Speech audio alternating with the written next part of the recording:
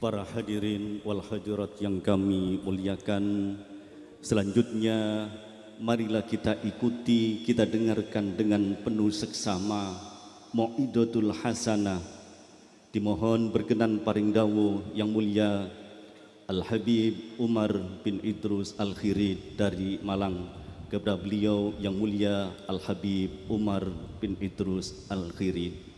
Disilahkan. Allahumma salli ala Sayyidina Muhammad.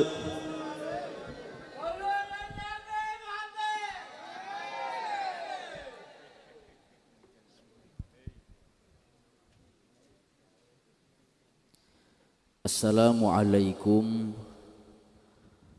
warahmatullahi wabarakatuh. Bismillah walhamdulillah, wassalatu wassalam ala Rasulillah Muhammad bin Abdillah wa ala alihi wa sahbihi wa man walah, wala hawla wala quwwata illa billah. Subhanaka la ilma lana illa ma 'allamtana innaka antal alimul hakim. Rabbi shrah li sadri wa yassir li amri wahlul 'uqdatam min lisani yafqahu qawli, amin ya rabbal alamin. Yang mulia, yang terhormat, segenap para habaib, para dzurriyyah Nabi Muhammad sallallahu alaihi wasallam, para alim ulama, para kiai, para masyayikh, para ustadz, para guru, para a'immah khususi Majlis Al-Khidmah, wa nakhusu bidzikri Al-Habib Mustafa bin Abdullah Al-Haddar, Wal-Habib Muhajir bin Mustafa Al-Jufri, Wal-Habib Aqil Baharun, dan segenap para habaib, dan tak lupa kepada keluarga dalam, keluarga besar Romo Yai Asy-Syaikh Muhammad Uthman Al-Ishaqi, khususnya kepada Kiai Hilmi, dan keluarga besar Romo Yai Asy-Syaikh Ahmad Asrari Al-Ishaqi, dan sahibul haul, keluarga besar Kiai Haji Agus Salim, dan keluarga besar daripada Kiai Haji Muhammad Nur Hashim, dan segenap para habaib, para alim ulama, para kiai yang tidak bisa saya sebutkan satu persatu nama mereka, tidak mengurangi rasa cinta, hormat, ta'zim kami kepada mereka, dan segenap tokoh-tokoh masyarakat yang hadir, pejabat-pejabat pemerintah semua. Kita sama-sama doakan mudah-mudahan para habaib, para kiai, para guru kita, dan tokoh-tokoh masyarakat kita, mudah-mudahan mereka semua diberi panjang umur, sehat walafiat, sehingga mereka dijaga oleh Allah, dan insya Allah diberi kekuatan membimbing kita, masyarakat juga daerah, sehingga menjadi baldatun thayyibatun wa rabbun ghafur, amin ya rabbal. Dan tak lupa juga kepada Ukhsafi Kopler Community yang Masya Allah semangat hadir. Mudah-mudahan hadirnya kita semua insya Allah membuahkan kita diberi panjang umur, sehat walafiat, segala hajat kita qabul dunia akhirat, kita mendapatkan rahmat berkah dari Allah fi dunya wal akhirah, insya Allah kita mendapatkan husnul khatiman. Insya Allah yang hadir, dengan hadirnya kita di sini membuat bangga bahagia para leluhur-leluhur guru kita, amin ya rabbal alamin. Hadirin hadirat rahimakumullah, duduknya di sini menunjukkan bahwasanya kita berada di dalam rahmat Allah Subhanahu wa taala. Asy-Syaikh Abdul Hasan Asy-Syadzili beliau mengatakan idza ra'aita nafsaka mu'ridatan an ahlillah fa'lam annaka matrudun an babillah. Beliau mengatakan ketika engkau merasa dirimu jauh daripada orang soleh, ketika dirimu mempunyai hati tidak cinta kepada para wali, para aulia, ketika kamu merasa dirimu jauh daripada majlis-majlis mereka, ketahuilah bahwasanya engkau telah diusir dari rahmatnya Allah Subhanahu wa taala. Naudzubillah. Kemudian beliau melanjutkan wa idza ra'aita nafsaka muqbilatan li ahlillah. Kalau kita punya hati dekat dengan orang soleh, kita punya hati cinta kepada mereka, para orang yang dimuliakan oleh Allah dan dicintai oleh Allah, fa'lam annaka mauqufun bi babillah, ketahuilah bahwasanya kita berada di dalam rahmat Allah Subhanahu wa taala. Kita berada di majlis al-khidmah, majlis guru kita yang makmur lisan kita bersolawat kepada Nabi Muhammad. Kita mengenang sejarah biografi kehidupan orang-orang yang soleh. Insya Allah kita termasuk hamba yang mendapatkan rahmat Allah Subhanahu wa ta'ala. Kita kumpul di dunia untuk mereka, insya Allah kumpul di surga bersama Nabi Muhammad bersama mereka. Amin ya rabbal alamin. Hadirin hadirat rahimakumullah. Al-Habib Ali bin Muhammad Al-Habsyi beliau mengatakan, man lam yataqarrab bi ahlil ma'rifah ma qarab. Siapapun seseorang yang tidak mau mendekat atau cinta kepada orang soleh, enggan untuk hadir di majlis mereka, maka mereka tidak akan pernah bisa dekat dengan Allah Subhanahu wa ta'ala. Tapi perlu kita ketahui bahwasanya ketika kita diberi rezeki oleh Allah, kebaikan oleh Allah, bisa duduk cinta kepada mereka orang soleh, dekatnya dengan mereka kita butuh adab, butuh akhlak. Seorang ulama mengatakan alamatus syakawah, tanda hamba itu celaka fid dunya wal akhirah, ayyurzaqal abdu suhbatal arifin thumma la yahtarimhum.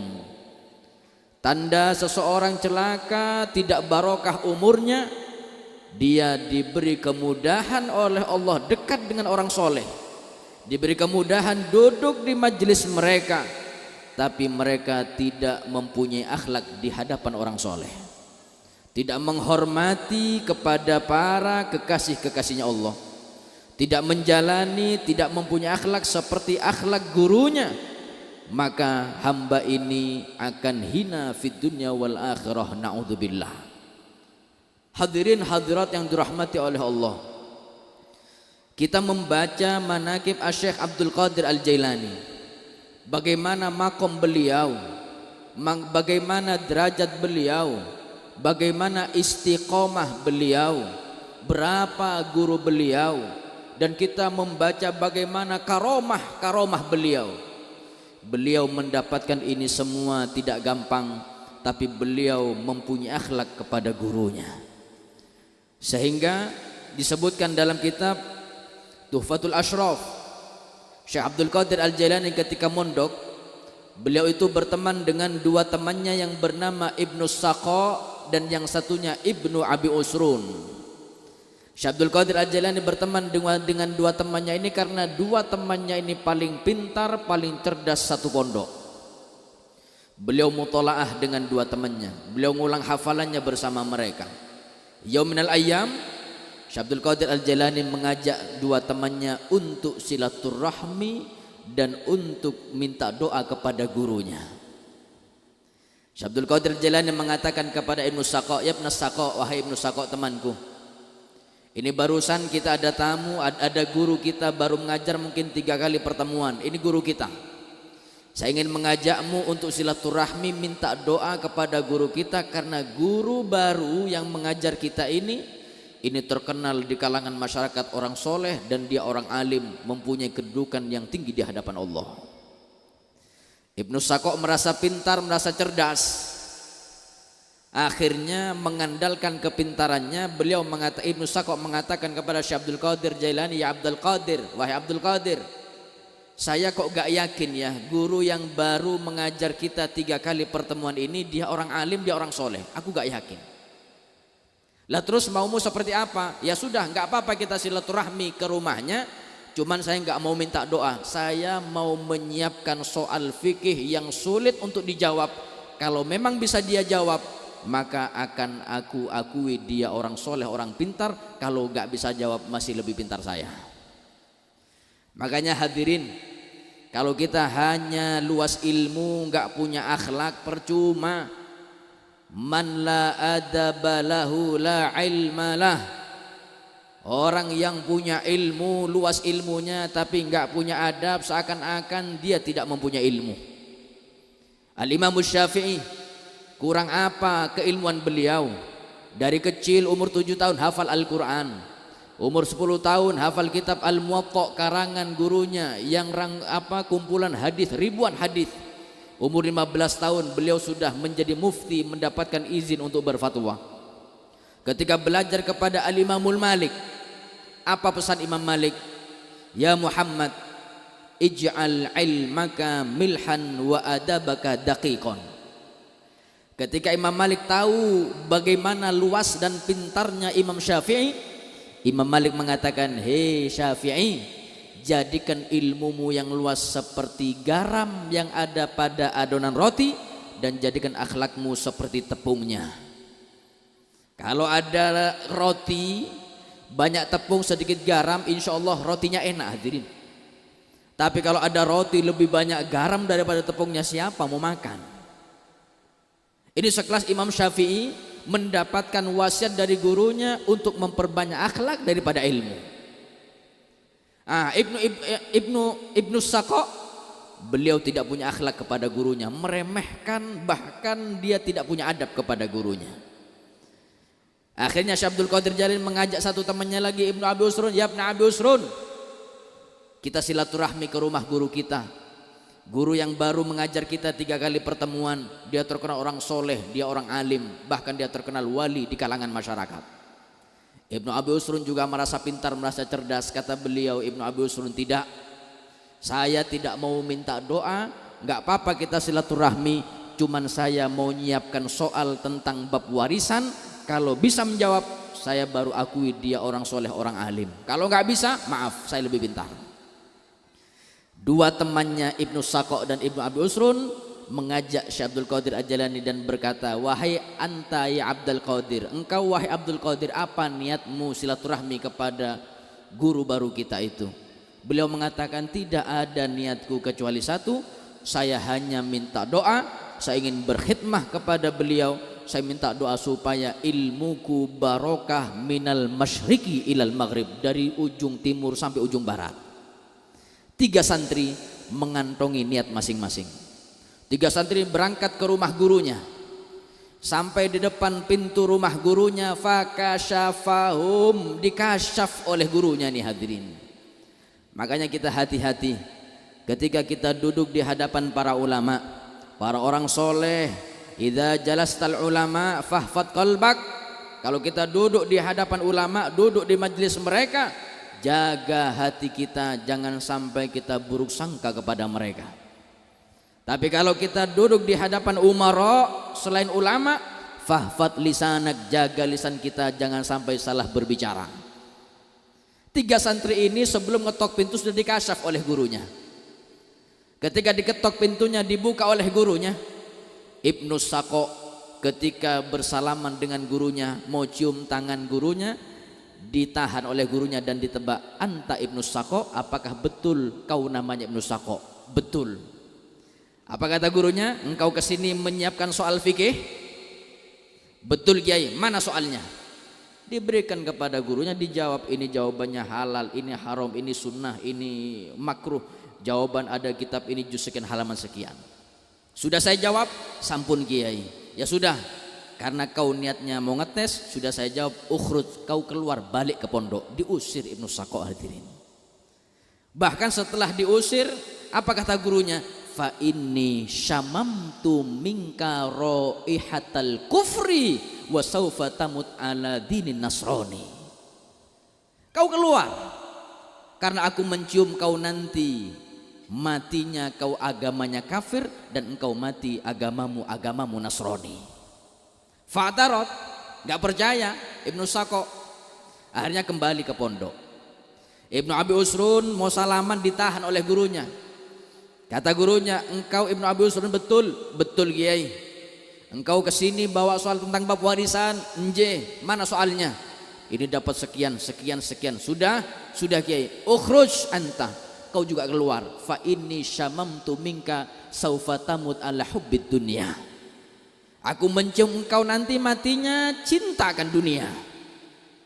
Enggak percaya Ibnu Abi Usrun kembali ke pondok.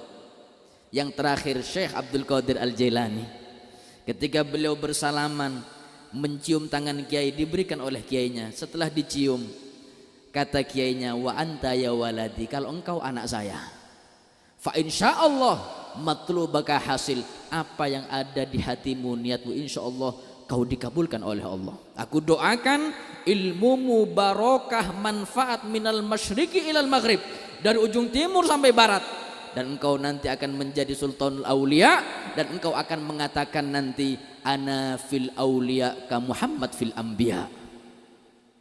Abdul Qadir Jailani cuma mengaminkan. Setelah mengaminkan kembali ke pondok. 3 santri ini selesai dari mondok, dia pulang ke rumah masing-masing. Ibnu Sako keluar dari pondok menjadi orang yang pintar debat. Siapapun yang berdebat dengan Ibnu Sako pasti kalah. Yauminal ayyam, suatu hari Ibnu Sako ditantang debat oleh seorang pendeta agamanya Nasrani. Kata pendeta ini, wahai Ibnu Sako, aku tantang kau debat, kau tinggal pilih. Kau datang ke tempatku, kalau kau gak mau aku akan mendatangimu. Kau pilih. Ibnu Sako baru lulus pondok, belum menikah hadirin. Merasa cerdas, pintar debat, ditantang debat. Kata Ibnu Sako, jangan kau repot ke tempat saya akan mendatangimu. Berangkat Ibnu Sako ke negeri pendeta yang di situ mayoritas agamanya Nasrani. Subhanallah, ketika sampai di negeri pendeta itu yang mayoritas agama Nasrani, baru sampai di negerinya melihat seorang perempuan agama Nasrani, dan perempuan ini cantik hadirin. Melihat perempuan ini, subhanallah, langsung jatuh cinta pada pandangan pertama. Cinta kepada perempuan ini. Akhirnya enggak jadi debat. Ibnu Sako ini mengikuti perempuan itu, mengatakan, ya fulana, fulana, aku melihatmu pertama kali, aku suka kepadamu. Apakah kau mau menjadi istriku? Kata perempuan itu, maaf, kalau aku perhatikan kau pakai sarung, pakai peci, kau Islam. Maaf, saya Nasrani, beda agama. Kalau kau memang mau menikahiku, kau temui ayahku. Ibnu Sako sudah gadung cinta hadirin. Ibnu Sako bertemu dengan ayah perempuan ini, dan ayahnya mengatakan, saya tidak akan mengawinkan anak saya dengan beda agama. Nah terus bagaimana? Saya sudah kadung suka kepada anak sampean. Kata ayah perempuan ini, ya sudah, kalau kau memang cinta kepada anak saya, kau keluar dari Islam, baru aku akan nikahkan anak saya, putri saya denganmu. Lihat Ibnu Sako. Ibnu Sako mengatakan dalam hatinya, ya sudah, enggak apa-apa saya murtad, mungkin 4 bulan 5 bulan, yang penting saya bisa menikah. 4 bulan 5 bulan setelah menikah, saya akan debat mertua saya, istri saya, akhirnya bisa masuk Islam berbarengan. Fatanasor, akhirnya Ibnu Sako murtad, masuk agama Nasrani, menikah. Belum 4 bulan setelah menikah, nyawanya dicabut oleh Allah, agamanya Nasrani, mati dalam keadaan kafir hadirin. Ini kalau sudah enggak punya akhlak kepada gurunya, naudzubillah, enggak barokah umurnya, enggak barokah, ya apapun enggak akan barokah. Ibnu Abi Usrun pulang ke rumah, dia kerja, dibukakan harta oleh Allah, tambah kaya, tambah kaya, tambah kaya. Yang biasanya seminggu ngisi pengajian, sudah sibuk dengan dunia, enggak ngisi pengajian. Yang biasa mengajar, sibuk dengan dunia, tidak mengajar lagi, tidak berdakwah. Tambah kaya, akhirnya enggak sholat subuh. Tambah kaya, enggak sholat duhur. Tambah kaya, sholatnya seminggu sekali, Jumat saja. Tambah kaya, akhirnya enggak sholat sama sekali, sibuk dengan dunia, meninggal dalam keadaan su'ul khotimah, cinta akan dunia. Sisa satu, Syekh Abdul Qadir Al-Jailani. Ketika beliau lulus dari pondoknya, beliau memasrahkan semua kepada gurunya. Kata gurunya, kau khidmat kepada saya, kau mengajar, kau berdakwah. Akhirnya beliau berdakwah, mengajar, khidmah kepada gurunya. Apapun yang dilakukan oleh gurunya dilakukan oleh beliau. Ucapannya ucapan gurunya, akhlaknya gurunya. Apapun rutinan gurunya dilakukan oleh beliau. Akhirnya beliau naik derajat, naik makom, sehingga menjadi sultanul aulia. Ketika menjadi sultanul aulia, beliau tabajuh, beliau mengatakan, ana fil aulia ka Muhammad fil anbiya. Kedudukanku di antara para wali seperti kedudukan Nabi Muhammad di antara para nabi yang lainnya. Bahkan beliau mengatakan, qadami hadhihi ala kulli raqabati waliyin. Di bawah telapak kakiku adalah pundak dari makom segala wali di zamanku. Hadirin, kita semuanya santri. Kita harus punya akhlak. Kita harus menjalani apa yang dilakukan oleh guru kita. Kita harus punya akhlak sebagaimana akhlak guru kita. Kita ucapan guru kita. Tingkah laku kita, tingkah laku guru kita. Apapun perjuangan guru kita, kita laksanakan. Makanya Al-Habib Abdullah bin Ali Al-Haddad beliau mengatakan, idza ra'aital muridah mumtali'an bi ta'dhimi syaikhi mujtami'an bi dhahirihi wa batinihi wa takhalluq bi akhlaqihi wa ta'addub bi adabihi. Kalau kita melihat ada jamaah, ada santri, ada murid yang hatinya penuh cinta kepada gurunya, akhlaknya seperti akhlak gurunya, ucapannya seperti ucapan gurunya, zahir batin ikut gurunya. Apa kata beliau Habib Abdullah Al-Haddad? Fala budda ayyaritha sirra syaikhih. Kalau gurunya meninggal, ini santri, dia berhak mewariskan rahasia sir dan berkah daripada gurunya. Hadirin yang dirahmati oleh Allah Subhanahu wa taala, alhamdulillah kita ditarikkan oleh Allah hadir di majelis, di tempat yang mana tempat ini adalah tempat yang sudah dirintis oleh guru kita. Kita laksanakan, kita lanjutkan perjuangan mereka sehingga kita sampai sebagaimana mereka sampai. Wala taqul qad dhahabat arbabuhu kullu man sara ala darbin wasal. Kata ulama, jangan kita kecil hati, jangan kita katakan itu sudah lama Habib, itu ulama dulu beda dengan sekarang zamannya. Oh jangan.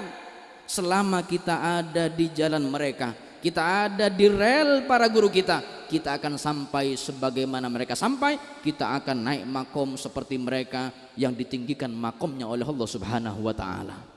Maka itu hadirin yang dirahmati oleh Allah, mudah-mudahan kita husnul khotimah. Al-Imam Hasan Al-Basri beliau mengatakan, miftahus sa'adah, kunci untuk memperoleh husnul khotimah, hubbus solihin wad dunuwu minhum. Kita cinta kepada orang soleh, kita dekat dengan mereka, kita hadir di majelisnya. Insya Allah kita panjang umur, sehat walafiat. Mudah-mudahan kita diakui santri oleh mereka, sehingga kita berkumpul dengan mereka di dunia dan di akhirat bersama Nabi Muhammad SAW. Insya Allah qabul hajat dunia akhirat. Insya Allah istiqomah ibadah. Anak kita soleh solehat. Insya Allah yang hadir husnul khatimat, mendapatkan syafaat Rasulullah SAW. Allahumma ja'al jam'ana hadha jam'an marhuma wa tafarruqana min ba'dihi tafarruqan ma'suma wa la taj'al fina wa la ma'na syaqiyan wa la mahruma. Rabbana atina fid dunya hasanah wa fil akhirati hasanah wa qina adzabannar. Wa sallallahu ala sayyidina Muhammadin wa ala alihi wa sahbihi wasallam. Walhamdulillahi rabbil alamin. Wa akhiru kalam, assalamualaikum warahmatullahi wabarakatuh.